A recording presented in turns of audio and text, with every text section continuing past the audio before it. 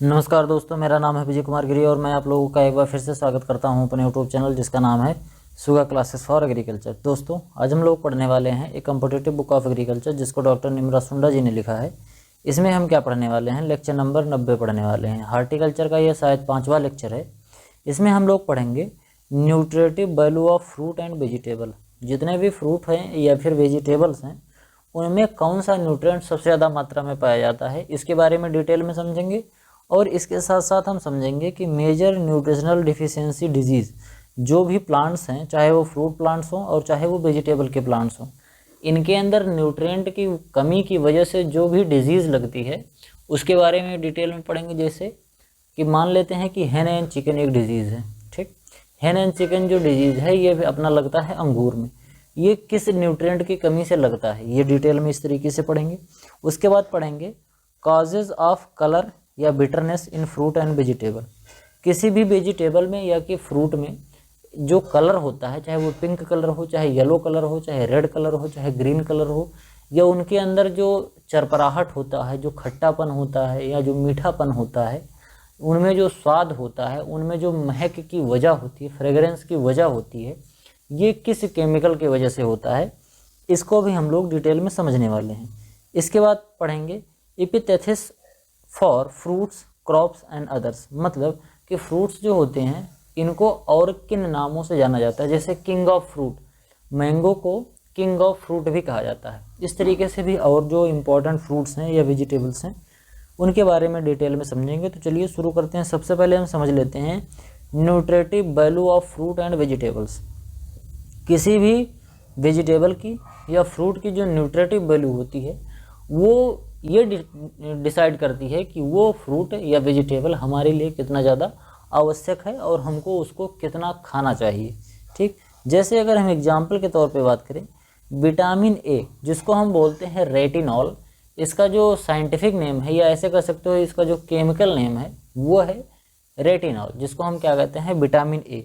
Vitamin A जो है वो फ्रूट में सबसे ज़्यादा किस फ्रूट में पाया जाता है, तो विटामिन ए सबसे ज़्यादा पाया जाता है मैंगो में, लगभग 4800 IU पाया जाता है पर 100 ग्राम में।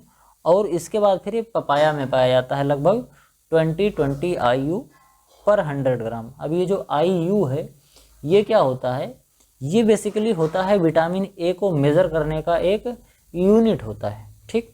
तो इसको इंस्टेंट हार्टिकल्चर में भी मैंने पढ़ा दिया है, खैर, लेकिन अगर आपने वहाँ से नहीं देखा तो आप यहाँ भी समझ लीजिए, और एक बार अगर नहीं देखा है तो वहाँ से भी देख लीजिए, आपको और अच्छे से क्लियर हो जाएगा, ठीक। तो विटामिन ए सबसे ज़्यादा किस फ्रूट में पाया जाता है, मैंगो में। कितना पाया जाता है, 4800 IU। उसके बाद फिर किस में पाया जाता है, पपाया में। कितना पाया जाता है, 20 बोले तो 2020 IU पर 100 ग्राम पाया जाता है। वेजिटेबल में सबसे ज़्यादा वेजिटेबल में सबसे ज़्यादा विटामिन ए किस में पाया जाता है, बथुआ लीफ। जो बथुआ होता है बेसिकली होता है ये खरपतवार है, लेकिन इसका बथुआ का साग बनता है, बथुआ की दाल भी बनाई जाती है। तो इसके अंदर कितना होता है, इसके अंदर होता है 11300, बहुत ज़्यादा IU होता है। मतलब विटामिन ए का बहुत अच्छा स्रोत होता है क्या, बथुआ, बथुए का साग, समझ गए। वेजिटेबल में बथुआ में सबसे ज़्यादा होता है और फ्रूट में मैंगो और बनाना में होता है। इसके बाद हम बात करते हैं विटामिन B1 जिसको हम बोलते हैं थायमीन। ये कैजू नट में सबसे ज़्यादा पाया जाता है, फ्रूट में कैजू नट में सबसे ज़्यादा पाया जाता है। और जो वेजिटेबल की बात करें तो वेजिटेबल में चिलीज़ में पाया जाता है। चिलीज़ बोले तो मिर्च में पाया जाता है। कितना पाया जाता है, 0.55 मिलीग्राम पर 100 ग्राम। ये होता है अपना विटामिन B1। सबसे ज़्यादा किस में पाया जाता है, कैजू नट में, फ्रूट में कैजू नट में, और वेजिटेबल में अपना चिलीज़ में पाया जाता है। विटामिन B2 जिसको हम राइबोफ्लेविन भी बोलते हैं, ये फ्रूट में सबसे ज़्यादा पाया जाता है, बेल में, और उसके बाद किस में पाया जाता है, पपाया में पाया जाता है। अगर हम वेजिटेबल में बात करें कि वेजिटेबल में विटामिन B2 जो है वो सबसे ज़्यादा किस में पाया जाता है, तो वो पाया जाता है फेनुग्रीक में पाया जाता है, ठीक। फिर विटामिन C की अगर हम बात करें तो इसको कहते हैं एस्कर्बिक एसिड। इसी की कमी से एस्कर्बी या सूखा रोग होता है। तो विटामिन C की जो कमी होती है, विटामिन B का जो सबसे अच्छा स्रोत माना जाता है फ्रूट में होता है बारबडास चेरी, जिसके अंदर 2000 मिलीग्राम पर 100 ग्राम पाया जाता है। और इसके बाद पाया जाता है आंवला में 600 मिलीग्राम पर 100 ग्राम।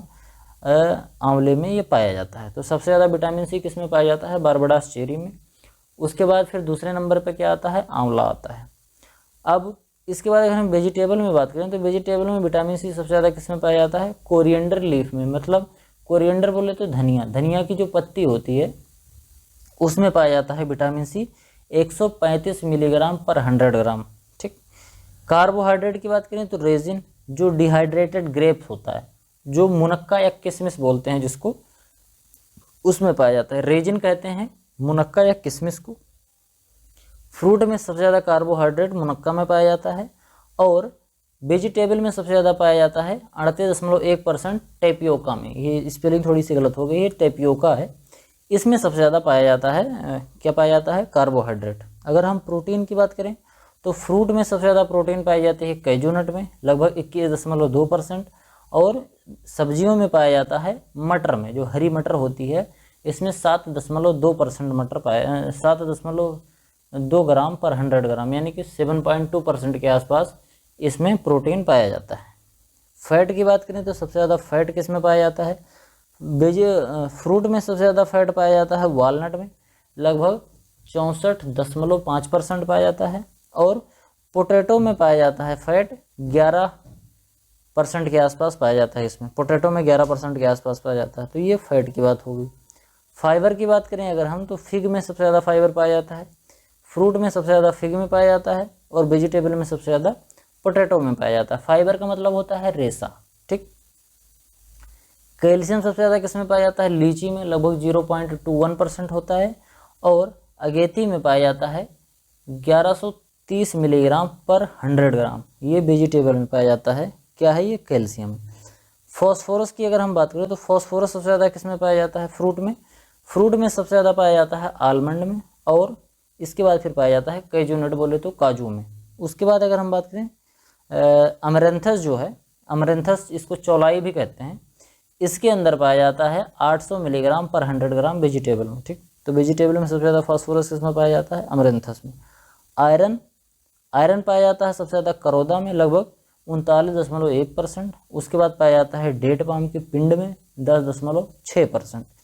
अगर हम वेजिटेबल में बात करें कि सबसे ज़्यादा आयरन किस में पाया जाता है तो अमरंथस में पाया जाता है, लगभग 22.9% आयरन इसके अंदर पाया जाता है। अगर जो जितनी भी वेजिटेबल में जो लीफी वेजिटेबल्स हैं, जो हरी पत्तेदार सब्जियां हैं, उनके अंदर आयरन की भरपूर मात्रा पाई जाती है। इसी वजह से कहा जाता है कि अगर कोई एनीमिया से ग्रसित है या डाइजेस्टिव सिस्टम में उसके प्रॉब्लम चल रही है, उसको खाना नहीं पच रहा है, भूख कम लग रही है, तो इस केस में उसको हरी पत्तेदार सब्जियां खानी चाहिए, क्योंकि उसमें फाइबर भी बहुत ज़्यादा होता है। इसके साथ साथ विटामिन ए भी बहुत अच्छी मात्रा में पाया जाता है और इसके साथ साथ क्या होता है, उसको आयरन भी अच्छी मात्रा में मिल जाता है।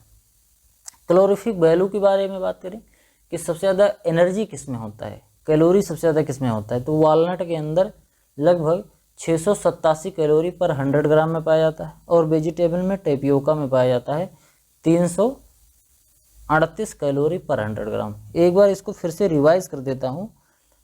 सबसे पहले हम बात कर लेते हैं फ्रूट में कौन कौन सा विटामिन सबसे ज़्यादा पाया जाता है। विटामिन ए पाया जाता है मैंगो और पपाया में। विटामिन बी पाया जाता है कैजू नट में। विटामिन B12 जिसको राइबोफ्लेविन बोलते हैं, ये बेल और पपाया में सबसे ज़्यादा पाया जाता है। विटामिन सी एस्कॉर्बिक एसिड होता है, इसमें बारबडास चेरी और आंवला में पाया जाता है। कार्बोहाइड्रेट जो है वो रेजिन में सबसे ज़्यादा पाया जाता है। प्रोटीन जो है वो काजू में पाया जाता है, जिसमें 21.2% होता है। फैट की बात करें तो वालनट में लगभग 64.5% फैट पाया जाता है। फाइबर की बात करें तो सबसे ज़्यादा फाइबर फिग में पाया जाता है। कैल्शियम सबसे ज़्यादा पाया जाता है लीची में, लगभग 0.21%। फास्फोरस पाया जाता है आलमंड और कैजू में, आलमंड और कैजू में पाया जाता है। और आयरन जो सबसे ज़्यादा पाया जाता है वो करौंदा या डेट पाम खजूर में पाया जाता है। कैलकेरियस वैल्यू में वालनट में लगभग 687 कैलोरी पर 100 ग्राम में पाया जाता है। तो ये तो हो गई वेजिटेबल में कौन कौन सा न्यूट्रिएंट पाया जाता है और सबसे ज़्यादा किस में पाया जाता है। ठीक। अब इसके बाद हम बात करेंगे वेजिटेबल में सबसे ज़्यादा न्यूट्रिएंट किस में पाया जाता है। जैसे पूरे दुनिया भर की जितनी वेजिटेबल हैं उसमें विटामिन ए सबसे ज़्यादा किस में पाया जाता है, सबसे ज़्यादा पाया जाता है बथुआ में, लगभग 11,300 IU पाया जाता है। और मेरी जानकारी के हिसाब से किसी भी एडिबल पोर्शन में, मतलब चाहे वो फ्रूट हो, चाहे वेजिटेबल हो, चाहे मांस हो या कुछ भी हो, जितना भी एडिबल पोर्शन है, जितनी भी एडिबल चीज़ें हैं जिसको हम खा सकते हैं, पचा सकते हैं, उनमें मेरी जानकारी के हिसाब से सबसे ज़्यादा बथुआ ही एक ऐसा स्रोत है जिसमें विटामिन ए बहुत अच्छी मात्रा में पाया जाता है। तो बथुआ का साग हमको ज़रूर खाना चाहिए। बथुआ, मेथी, पालक और अमरंथस चौलाई, ये सब मिला के बढ़िया साग बनाओ, ठंडी में खाओ आराम से। फाइबर भी मिलेगा, आयरन भी मिलेगा, विटामिन ए भी मिलेगा और लगभग सभी विटामिन थोड़ी थोड़ी मात्रा में मिलती है। थोड़ी सी उसमें धनिया डाल दोगे तो विटामिन सी भी मिल जाएगा और आराम से साग बनाओ और साग खाओ, बहुत अच्छा होता है, पचता भी है, अपना डाइजेस्टिव सिस्टम भी सही रहेगा और न्यूट्रिएंट भी बढ़िया मिलता है। चिली पाया जाता है, चिली में पाया जाता है विटामिन B1, थायमिन जिसको कहते हैं। B2 के लिए फेनुग्रीक सबसे अच्छा होता है। कोरिएंडर लीफ, धनिया की जो हरे पत्तेदार जो धनिया की हरी पत्ती होती है उसमें विटामिन सी पाया जाता है। कार्बोहाइड्रेट टाइपियोका में पाया जाता है, प्रोटीन पी में पाया जाता है। फैट जो होता है वो प्रोटीन पोटैटो में पाया जाता है, फाइबर पोटैटो में पाया जाता है, अगेती में कैल्शियम पाया जाता है, फॉस्फोरस अमरंथस में पाया जाता है, आयरन भी अमरंथस में पाया जाता है और क्लोरोफिल बेलू में टेपियोका में 338 कैलोरी पर 100 ग्राम पाया जाता है। ठीक, तो ये तो रहा न्यूट्रिटिव वैल्यू इन वेजिटेबल्स और फ्रूट्स। अब हम आगे बात करते हैं मेजर न्यूट्रिशनल डिफिशियंसी डिजीज़, मतलब जो भी हम फ्रूट या वेजिटेबल ग्रो करते हैं उसमें अगर किसी भी न्यूट्रिएंट की कमी हो जाएगी तो हमको कौन सा सिम्टम देखने को मिलेगा और इसको किस न्यूट्रिएंट की कमी से ये होता है, इसको डिटेल में समझेंगे। सबसे पहला जो है वो है फ्रूट क्रैकिंग इन एप्पल। एप्पल का जो मैच्योर फ्रूट होता है उसमें इसकी ऊपर की स्किन जो होती है, जो हल्का सा पीले और लाल कलर में होती है, वो स्किन फट जाती है और अंदर का जो पल्प होता है सफ़ेद कलर का वो दिखने लगता है, येलोइश वाइट कलर का होता है, ये दिखने लगता है। तो इस तरीके की जो प्रॉब्लम आती है, फ्रूट क्रैकिंग वाली प्रॉब्लम एप्पल में, वो किसकी कमी से आती है? वो आती है बोरान न्यूट्रिएंट की डेफिशिएंसी की वजह से। इंटरनल नेक्रोसिस ऑफ आंवला, आंवला में इंटरनल नेक्रोसिस होता है। आंवला का जो फ्रूट होता है उसको जब आप काट के देखेंगे तो आपको उसमें ब्राउनिंग देखने को मिलती है, ब्राउन कलर का नेक्रोसिस देखने को मिलता है, इस तरीके का सिम्टम देखने को मिलता है। तो ये जो इंटरनल नेक्रोसिस होता है आंवला में, ये किसकी कमी से होता है? ये भी बोरान की कमी से ही होता है। ठीक, hen and chicken disease of grape, grape के अंदर ये काफ़ी ज़्यादा इंपॉर्टेंट डिजीज़ लगती है, बहुत ही सीरियस डिजीज़ होती है, इससे ग्रेप का पौधा ज़्यादा अफेक्टेड होता है। हैन एंड चिकन डिजीज़ होता है, ये काफ़ी ज़्यादा इंपॉर्टेंट भी है क्योंकि कम्पिटिटिव एग्जाम में इससे रिलेटेड क्वेश्चन पूछा जा चुका है कई बार। तो हैन एंड चिकन डिजीज़ में क्या होता है कि जो ग्रेप के जो ये दाने निकल रहे होते हैं, जो ग्रेप की बेरी होती है, ये बहुत छोटे छोटे से हो जाते हैं। ठीक, आप यहाँ पर देख पा रहे हैं कि नॉर्मल से बहुत छोटे छोटे हैं। तो क्यों हो रहा है?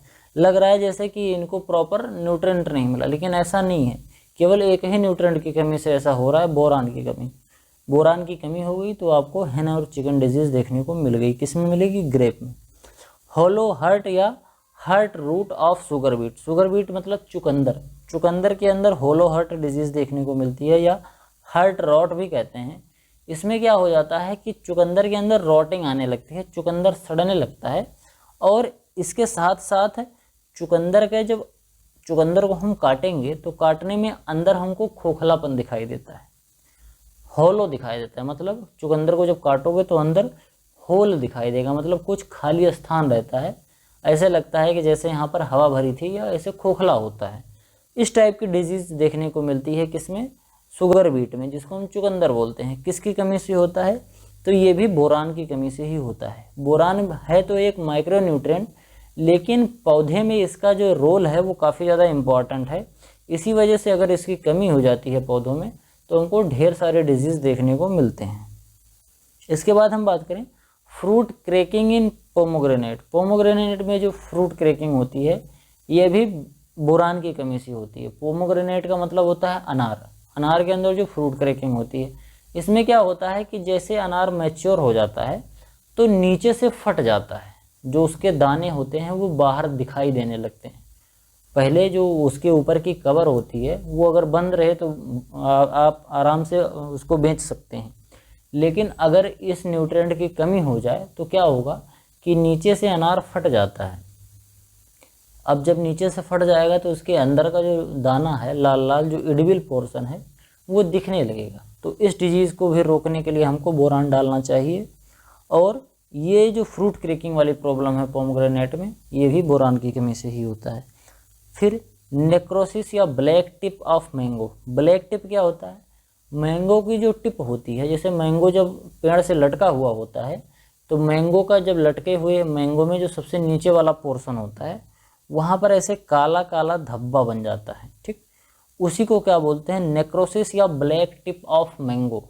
ये किसकी कमी से होता है? ये बोरान की कमी से होता है। पहली बात तो एक तो ये न्यूट्रिएंट की कमी से हो गया, बोरान की कमी से। इसके साथ साथ जहाँ पर सल्फर डाइऑक्साइड गैस या कार्बन मोनोऑक्साइड जो गैस होती है, या ऐसे कह सकते हो कि ज़्यादा पॉल्यूशन होता है, एयर पॉल्यूशन ज़्यादा होता है, अगर वहाँ पर कोई आम का बगीचा लगा हुआ है, ऐसे एरिया में जहाँ पर वायु प्रदूषण ज़्यादा है, अगर उस एरिया में आम का बगीचा लगा हुआ है तो वहाँ पर ये जो नेक्रोसिस या ब्लैक टिप वाली जो बीमारी है वो ज़्यादा देखने को मिलती है। तो इसमें दो चीज़ें होती हैं। ब्लैक टिप एक तो बोरान की कमी से होता है, दूसरा सल्फर डाइऑक्साइड और कार्बन मोनोऑक्साइड की वजह से भी होता है। अगला है dieback and little leaf and gummosis of citrus. ये कॉपर की कमी से होता है। किसमें? सिट्रस में। सिट्रस में क्या होता है? डाईबैक। इसमें क्या होता है कि सबसे ऊपरी पोर्शन से लेके सबसे नीचे पोर्शन की तरफ धीरे धीरे पौधा सूखना शुरू कर देता है। सिट्रस का पौधा क्या होता है कि सबसे ऊपर से सूखना शुरू करेगा, फिर धीरे धीरे वो सूखने वाली जो प्रक्रिया है वो नीचे की तरफ आएगी, मतलब ऊपर से नीचे की तरफ वो डाई होना स्टार्ट हो जाता है। इसी को बोलते हैं हम लोग डाईबैक। और इसके साथ साथ लिटिल लीफ मिलती है, मतलब कि जो नॉर्मल सिट्रस की पत्तियां होती हैं, नींबू वर्गीय फसलों की जो पत्तियां होती हैं, नॉर्मल पत्तियां, उनसे छोटी छोटी पत्तियां निकलती हैं, उतनी बड़ी नहीं हो पाती हैं, पत्तियां काफ़ी छोटी छोटी देखने में रहती हैं। ये भी प्रॉब्लम होती है। और उसके बाद गमोसिस हो जाता है। गमोसिस में गम होता है। गम का मतलब होता है जो गोंद होता है। तो सिट्रस में अगर कहीं पर भी कट लग जाएगा, किसी भी तने के पार्ट में अगर कट जाएगा तो वहाँ से ढेर सारा गम निकल जाएगा और वो ढेर सारा गम आके वहाँ पर इकट्ठा हो जाएगा। तो इसको बोलते हैं हम गमोसिस। तो ये तीन चीज़ें आपको देखने को मिलेंगी अगर कॉपर की कमी हो गई हमारे सिट्रस में। कौन कौन सा? डाईबैक देखने को मिलेगा, लिटिल लीफ मिलेगा जिसमें पत्तियाँ जो होती हैं वो नॉर्मल से छोटी हो जाती हैं, और इसके साथ साथ गमोसिस देखने को मिलता है जिसमें ढेर सारा गम निकल जाता है। अगर कहीं कोई सेल डैमेज हो गई, कहीं थोड़ा सा कट लग गया पौधे में, तो वहाँ पर ढेर सारा गोंद निकलने लगेगा, चिपचिपा सा होता है, वो निकलता जाएगा, इकट्ठा होता जाएगा। तो ये गमोसिस वाली प्रॉब्लम हमको देखने को मिलती है कॉपर में। Hook tail of cauliflower. Cauliflower में एक तरीके की ये बीमारी होती है जिसमें जो पत्तियाँ होती हैं कैलीफ्लावर की वो एबनॉर्मल टाइप की हो जाती हैं, इस तरीके की पत्तियाँ दिखने लगती हैं। इसी बीमारी को बोलते हैं हुक टेल ऑफ कैलीफ्लावर। ये किसकी कमी से होता है? ये होता है मोलिब्डेनम की कमी से। ठीक, इसको भी मैंने बताया था, आपको पढ़ाया था, जो मैं सॉइल साइंस पढ़ा रहा था तो उसमें मैंने ये सभी डिजीज़ अधिकतर मैंने बताया था, क्योंकि वहाँ पर न्यूट्रिएंट था, तो न्यूट्रिएंट के एस्पेक्ट से उधर पढ़ रहे थे और यहाँ हम फ्रूट के एस्पेक्ट से पढ़ रहे हैं, लेकिन वही चीज़ है। बटनिंग ऑफ कैलीफ्लावर, ये भी मैंने पढ़ा दिया था। इसमें जो कैलीफ्लावर होता है, तो जब नॉर्मल कैलीफ्लावर होता है तो सभी जो बड होते हैं कर्ड के, वो आपस में जुड़े होते हैं। ये जो सफ़ेद सा आपको दिख रहा है, ये आपस में बिल्कुल ऐसे टाइट से जुड़े रहते हैं, बहुत कॉम्पैक्ट होता है। लेकिन जब इसके अंदर नाइट्रोजन की कमी हो जाती है, ठीक, बटनिंग में जब नाइट्रोजन की कमी हो जाती है कैलीफ्लावर में, तो क्या होता है कि ये कॉम्पैक्टनेस हट जाती है और ये जो कर्ड वाले जो बड हैं ढेर सारे, ये दूर दूर हो जाते हैं। तो लगता है जैसे ये बटन है ढेर सारे। आप यहाँ पर ध्यान से देख रहे होंगे तो ऐसे लग रहा है कि जैसे सफ़ेद सफ़ेद सी ढेर सारी बटन है जो ऐसे लगी हुई है। इस टाइप की प्रॉब्लम कब देखने को मिलेगी? कैलीफ्लावर में देखने को मिलेगी। और कब मिलेगी? जब नाइट्रोजन की कमी हो जाएगी।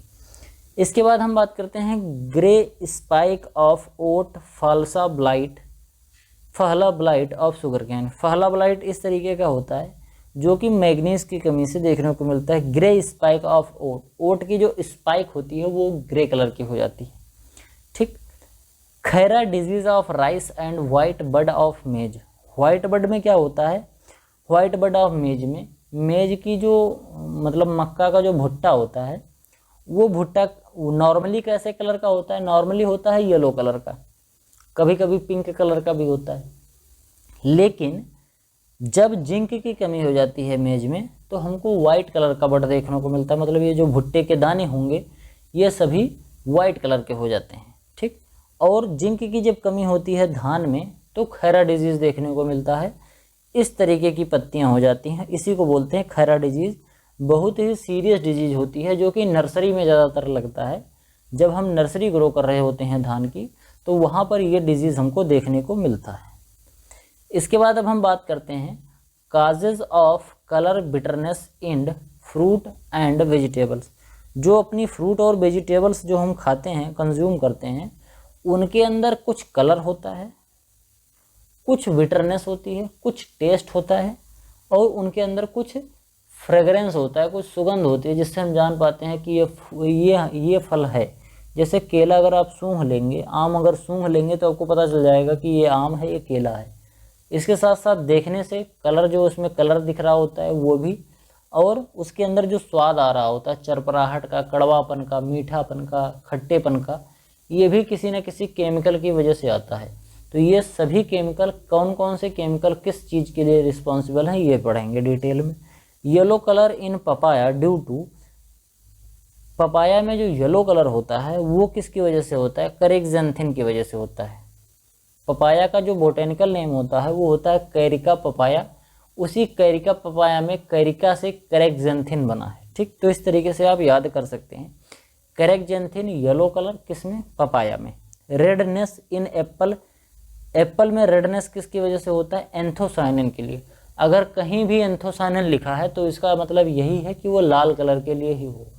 एंथोसायनिन ज़्यादातर रेड कलर के लिए रिस्पॉन्सिबल होता है। Red colour in tomato, tomato के अंदर लाइकोपिन होता है, लाइकोपिन की वजह से टमाटर लाल होता है, ठीक। लाइकोपर्सिकम एस्कुलेंटम टमाटर का बोटेनिकल नेम है, इसी से आप याद कर सकते हैं कि लाइकोपर्सिकम एस्कुलेंटम से बना है लाइकोपिन, बोले तो लाल colour in tomato. Red colour in chilli, chilli के अंदर जो लाल कलर होता है वो कैप्सेंथिन की वजह से होता है। कैप्सिसिन इसका बोटेनिकल नेम होता है चिली का। मिर्च का जो बोटेनिकल नेम होता है वो कैप्सिसिन होता है, ठीक। तो उसी कैप्सिसिन से बना है कैप्सेंथिन, ठीक। अब इसके बाद कैप्सिकम होता है, चिली को कैप्सिकम भी कहते हैं, याद नहीं आ रहा है बोटेनिकल नेम हमको, इस समय स्किप हो रहा है। तो उसी कैप्सिकम से कैप्सेंथिन बना है जो कि रेड कलर के रिस्पॉन्सिबल है। और थिन लगा है तो आप ये जान जाइएंगे कि ये किसी न किसी कलर के लिए रिस्पॉन्सिबल है। तो कैप्सेंथिन कैप्सिकम से बना हुआ है, ऐसे ऐसे लग रहा है। शिमला मिर्च को कैप्सिकम कहते हैं, मिर्च को कैप्सिकम कहते हैं, चिली कहते हैं। तो उसी कैप्सिकम से कैप्सेंथिन, तो आप ऐसे ही याद कर सकते हैं कि मिर्च में लाल कलर कैप्सेंथिन की वजह से होता है। पंजेंसी कैप्सिकम में कैप्सिसिन की वजह से होता है, ठीक। जैसे कुकुरबिट्स में जो बिटरनेस होता है वो कुकुरबिटेसिन की वजह से होता है, इसी तरीके से कैप्सिकम में कैप्सिसिन की वजह से होता है, समझ गए।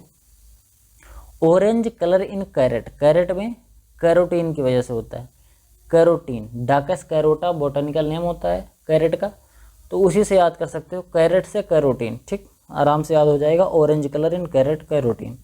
Red colour in carat, red colour होगा तो एंथोसायनिन, जैसे मैंने बताया था कि अगर रेड कलर है तो अधिकतर एंथोसायनिन होता है।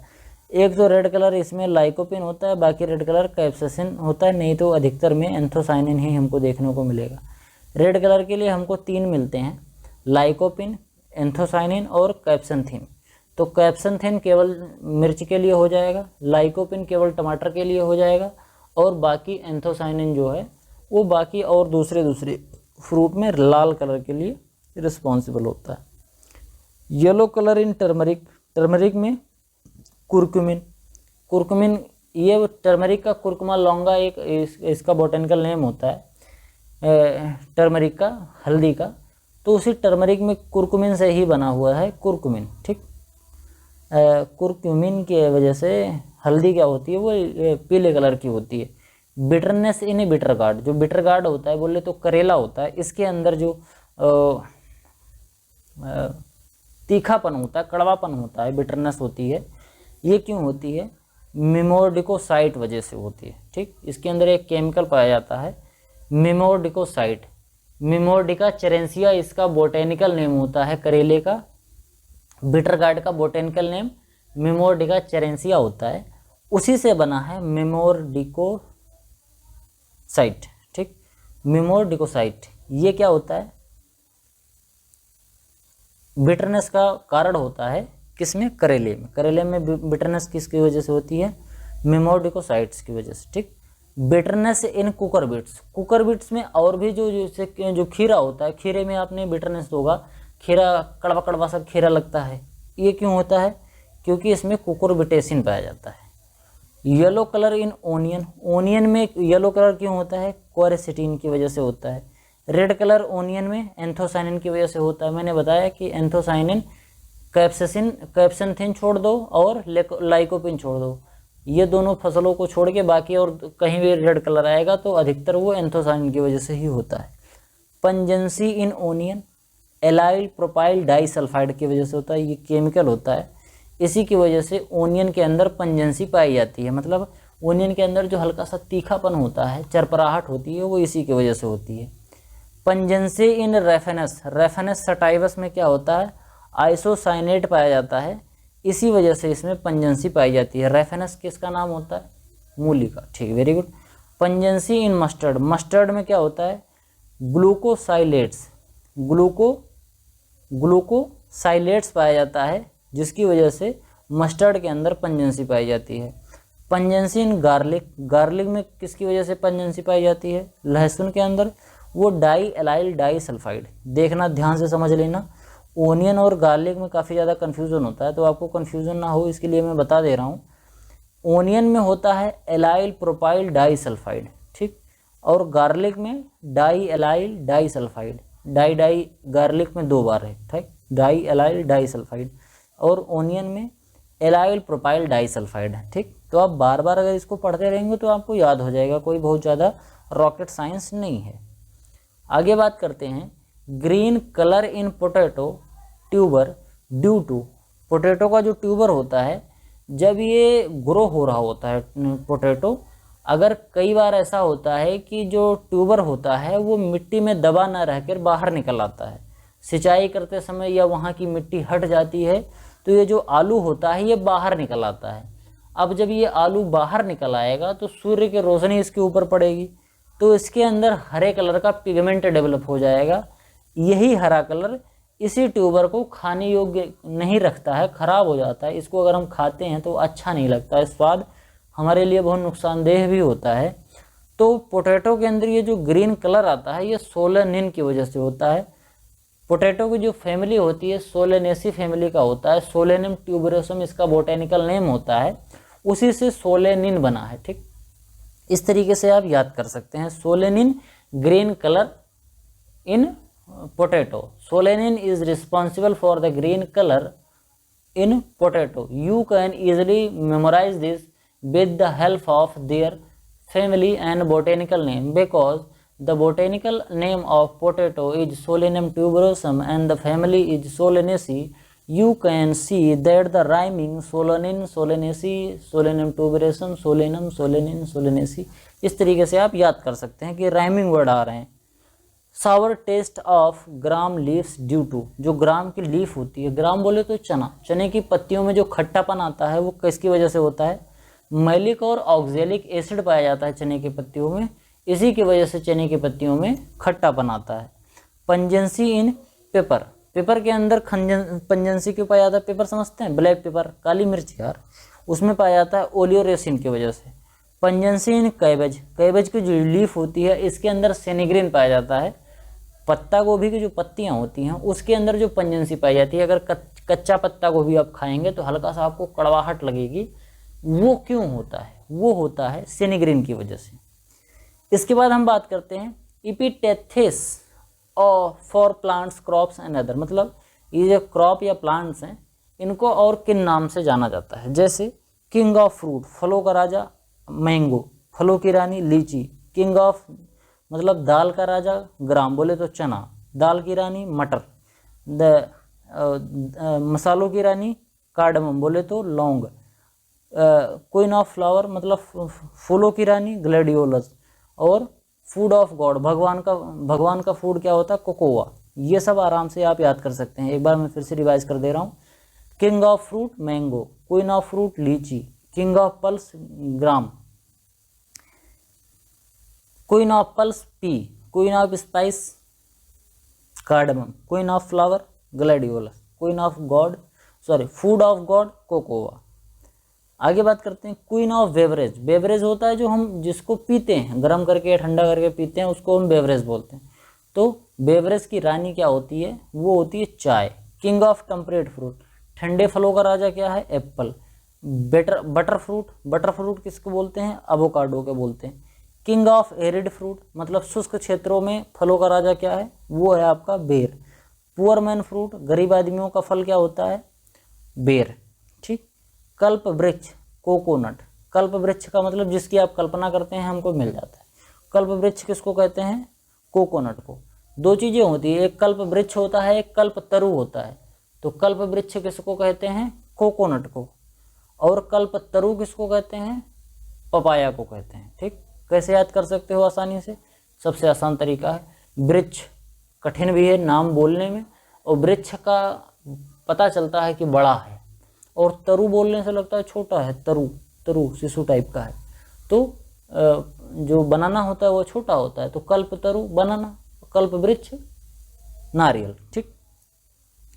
मिरेकल फ्रूट कीवी फ्रूट को कहते हैं, ये होता है अपना कीवी फ्रूट, इस तरीके का देखने को लगता है, इसको बोलते हैं मिरेकल फ्रूट। व्हाइट गोल्ड सफ़ेद सोना किसको कहते हैं, कोकोनट को। बोले तो कपास को बोलते हैं सफ़ेद सोना।